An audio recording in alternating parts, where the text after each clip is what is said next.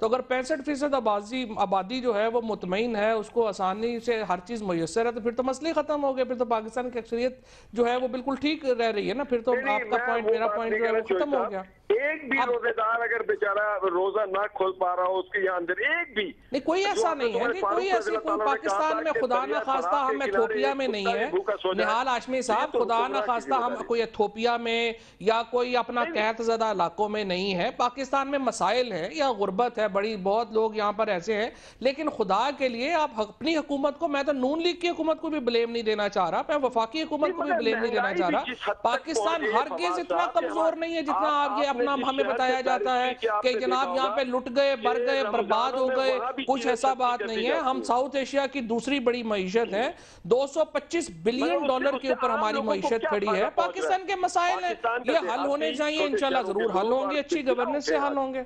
वो अच्छी गवर्नेंस कब आएगी, कब हल होंगे, कितना इंतजार करना पड़ेगा फवाद चौधरी साहब? आपकी तो मुद्दत पूरी हो गई है। बहुत आप नहीं पारस, आप आज से 25 साल पहले पीछे जब आप चली जाए ना, तो आपको ये अभी गांव में आप बात कर रही हैं, बिजली की हम बात करते हैं, आज पाकिस्तान अपनी तारीख की सबसे ज्यादा बिजली पैदा कर रहा है, लेकिन सबसे ज्यादा लोड शेडिंग है। क्या वजह है? हर गाँव जहाँ पर, हर घर जहाँ पर एक टेलीविजन होता था, अब हर कमरे में 5-5 टेलीविजन है। जहाँ पर हमारे यहाँ एक स्त्री होती थी, वहाँ 8-8 स्त्रियां हैं। अब बात यह है कि जब आप महंगाई के ऊपर बात करेंगे, जब आप बात करते हैं, तो ओवरऑल स्टेट ऑफ पाकिस्तान को डेमोनाइज नहीं करें। मेरा क्रिटिसिज्म होगा गवर्नेंस के ऊपर, आप क्रिटिसिज्म करें, बिस्मिल्लाह, सही नहीं है, बड़े मामला खराब है। पंजाब में भी मैं समझता हूँ नहीं चाहते कि पाकिस्तान के देहात और पाकिस्तान के 65% जो इलाके हैं वो तरक्की करें। खुदा का वास्ता तासुब से बालातर होकर हमें सोचना पड़ेगा। आज तो शर्म को भी शर्म आ जाती है, मगर मौजूदा हुक्मरानों को शर्म नहीं आती। मैं समझता हूँ कि ये बड़ी ज्यादती की बात है पाकिस्तान के साथ। ठीक है, आपने लोड शेडिंग की बात की, फवाद चौधरी साहब दोबारा इसी पे ही बात करते हैं। कहा जा रहा है लोड शेडिंग होने की वजह से वजह ये है वो ये कि सिर्फ और सिर्फ आईपीपीज को पेमेंट नहीं की गई। जब आईपीपीज को पेमेंट कर दी जाती हैं तो लोड शेडिंग थोड़ी बेहतर हो जाती है। तो अगर हम प्रॉपर्ली इनको पेमेंट कर देते हैं तो ये मसला हल नहीं हो जाएगा। क्यों नहीं पेमेंट कर रहे आप? उसको इनाम के तौर पे आज वजीर आजम बना के दे दिया। राजा रेंटल को आज आपने वजीर आजम बना दिया। अच्छा, निहाल हाशमी साहब अगर बात करने देंगे सो दैट आपको मेरी समझ आ सके, मुझे आपकी समझ आ सके, क्योंकि इस तरह समझ नहीं आ रही। सुप्रीम कोर्ट की जजमेंट पता है जिसमें सुप्रीम कोर्ट ने उंगली उठाई और कहा है कि ही इज रिस्पॉन्सिबल। उस आदमी को आप वजीर आजम बना रहे हैं जिसके ऊपर बिजली के चोरी का इल्जाम है, राजा रेंटल, जिनको लकब दिया गया लोगों ने। ठीक, वो वजीर आजम पे एतराज निहाल हाशमी साहब, पहली बात तो यह है कि हम सब लोग इकट्ठे बोल रहे हैं, उससे किसी को भी किसी की समझ नहीं आ रही। आप बोलिए। तो मेरी दरखास्त ये होगी कि आप अपना पॉइंट मुकम्मल कर ले, फिर मुझे अपना पॉइंट मुकम्मल कर लेने दें, सो दैट हमें आप बात आ जाए। जहां तक अभी आपने ये अर्ज किया है, ये अभी जो आपने अभी सुप्रीम कोर्ट की जजमेंट का हवाला दिया है, तो सबसे पहले तो मुझे आप बताइएगा कि सुप्रीम कोर्ट की जजमेंट में कहाँ राजा परवेज अशरफ साहब के ऊपर ये इल्ज़ाम लगाया गया। अगर आपके पास जजमेंट है तो मुझे पैरा कोट कर दें ताकि मैं उसको देख लूँ, क्योंकि जो सुप्रीम कोर्ट की जजमेंट, चूंकि उसमें मैं भी शामिल था इनडायरेक्टली, उसमें कहीं पर भी राजा परवेज अशरफ साहब के ऊपर ये इल्ज़ाम नहीं लगाया गया। और ये सिर्फ एक 2006 से ऑनवर्ड एक पॉलिसी बनाई गई थी कि आपके पास बिजली की कैपेसिटी थोड़ी है, रेंटल पावर्स लाए जाएंगे। रेंटल पावर्स के ऊपर 2006 से ऑनवर्ड जितने मिनिस्टर्स रहे उन्होंने कहा कि उनके जो कॉन्ट्रैक्ट से चेक किए जाए। और सुप्रीम कोर्ट के इस गलत फैसले की वजह से, जैसे कि सुप्रीम कोर्ट ने और गलत फैसले किए, यहां पर स्टील मिल की प्राइवेटाइजेशन रोक करके पीएसओ की प्राइवेटाइजेशन रोक के, उसी तरह रेंटल पावर में गलत फैसला देके सुप्रीम कोर्ट ने पाकिस्तान को एनर्जी के बहरान से दो चार किया।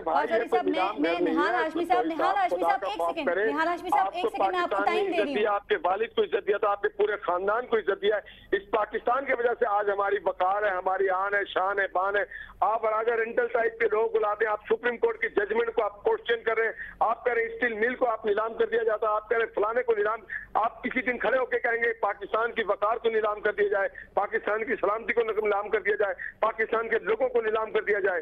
किस तरह की बातें कर रहे हैं यार। निहाल हाशमी साहब, बात यह है कि आप पाकिस्तान के हमसे ज्यादा वफादार नहीं है। पाकिस्तान के अवाम की अक्सरियत जो है वो पीपल्स पार्टी को और हमें वोट दे के लाती है। इसका मतलब यह है कि पाकिस्तान के लोगों का एतमाद है पाकिस्तान पीपल्स पार्टी के ऊपर और पाकिस्तान के लोगों का एतमाद है हमारे ऊपर।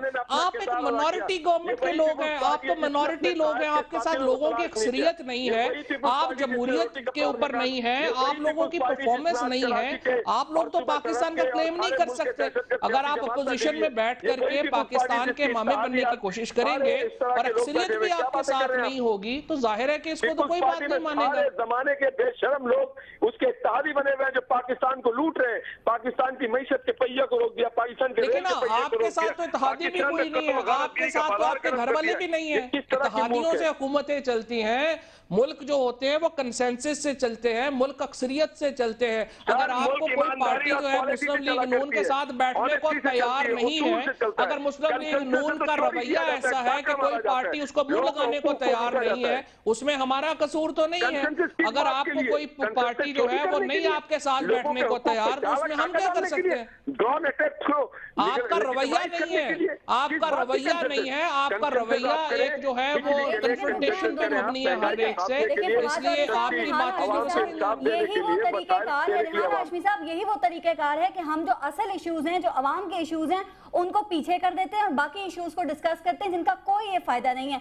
मैं बात लोड शेडिंग की कर रही थी, मैं बात उसकी IPPs की पेमेंट्स के हवाले से कर रही थी, वो बात वहीं रह गई, कहीं और बात निकल गई।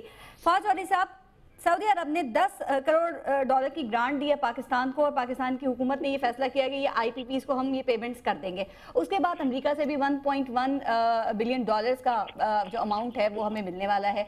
तो कर देना IPPs की पेमेंट, फिर मसला क्या है, क्यों नहीं कर रहे? अब ये मसला IPPs की पेमेंट का है, मिसमैनेजमेंट का है। मसला ये है कि आपकी जो कैपेसिटी है बिजली बनाने की वो है 15,300 मेगावाट टोटल और आपकी जो जरूरत है वो है 17,500 मेगावाट। आप इस वक्त बिजली बना रहे हैं 11,500 से 12,500 मेगावाट के ऊपर। जो 2,500 मेगावाट आप नहीं बना पा रहे उसके लिए आपको जरूरत है कि आप गैस सारे की सारी CNG से और इंडस्ट्री से डाइवर्ट कर दें IPPs की तरफ। अगर आप इसको डाइवर्ट कर देंगे तो फिर इस क्राइसिस पैदा हो जाएगा।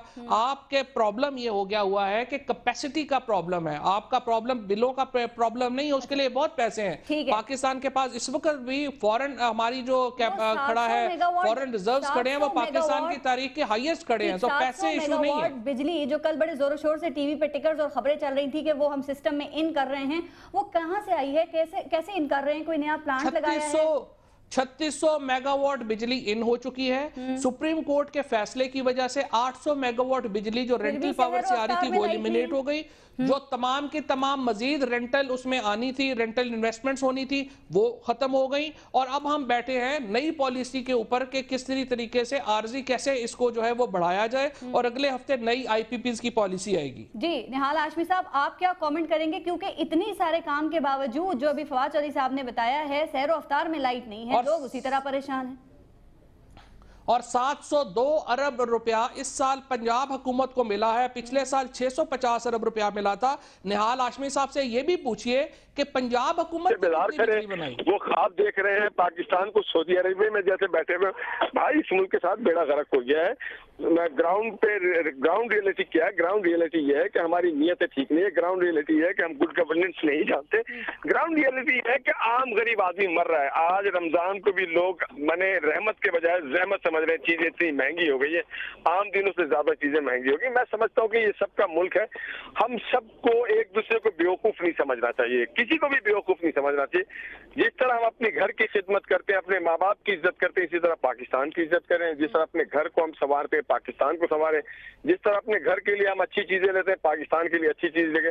देखिए अगर आप अच्छा काम करेंगे, अच्छी चीज लेंगे तो इस मुल्क के आवाम, मगर मौजूदा हालात में देखिए, मौजूदा हालात में इस हुकूमत को शर्म भी नहीं आती। मौजूद थे पीपल्स पार्टी के रहनुमा फवाद चौधरी साहब प्रोग्राम में मौजूद थे। रमजान का महीना है, एक अशरा गुजर, दूसरा अशरा आज स्टार्ट हो चुका है। जिस तरह के वादे किए जा रहे हैं, जिस तरह की बात की जा रही है, उम्मीद करते हैं कि ये सब जो है इसको पूरा किया जाएगा, आवाम को रिलीफ मिलेगा इंशाअल्लाह ताला। अपना ख्याल रखिएगा, कल फिर मुलाकात होगी आपसे 30 मिनट में। अल्लाह निगहबान।